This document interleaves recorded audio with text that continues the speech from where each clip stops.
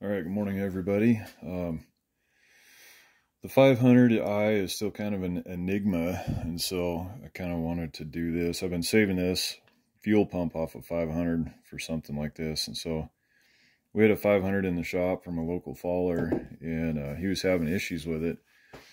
And one day it would run great, and the next it wouldn't. You know, one day it'd run all day, do everything it's supposed to do, and the next day it wouldn't run, it wouldn't start, it would die.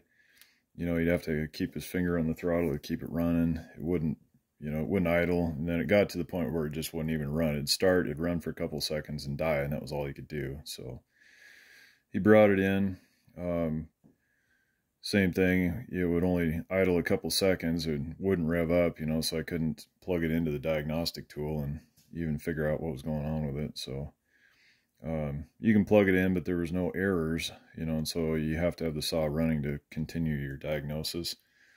So I ran through all the still checks, checked all the hoses, checked the fuel injector. There's a whole process to go through and check everything for pressure, vacuum, leak down, the whole thing. So changed the hoses preemptively, and we changed the fuel pump and recalibrated it using that, and new spark plug, new decomp, just kind of everything preemptively, and the saw runs perfect now. So the guy was to the point he was going to sell the saw and get a carbureted 661 or something, but it's actually running so good now he's going to keep the saw. So anyway, I just thought I'd tear this apart and show you guys what's in a 500i fuel pump.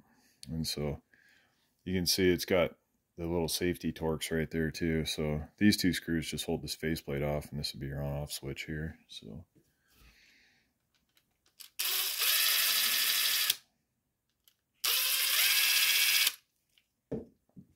yeah, I take that back. Those two do go through there. So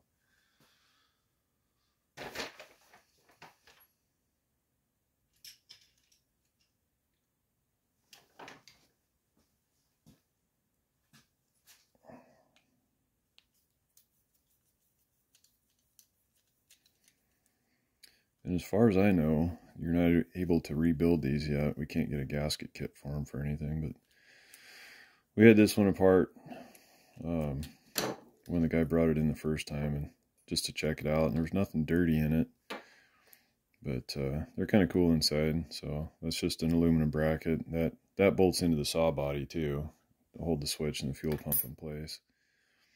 So just a regular primer bulb, and you can actually replace just the primer bulb. So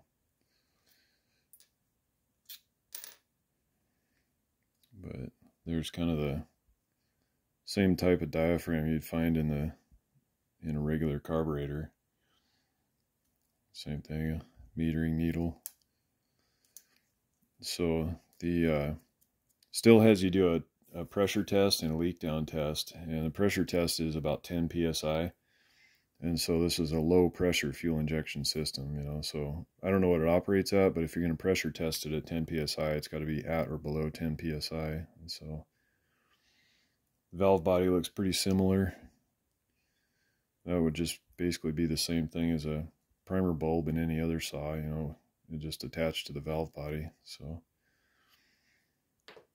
and then you got your fuel pump and your fuel flaps there, and just another body.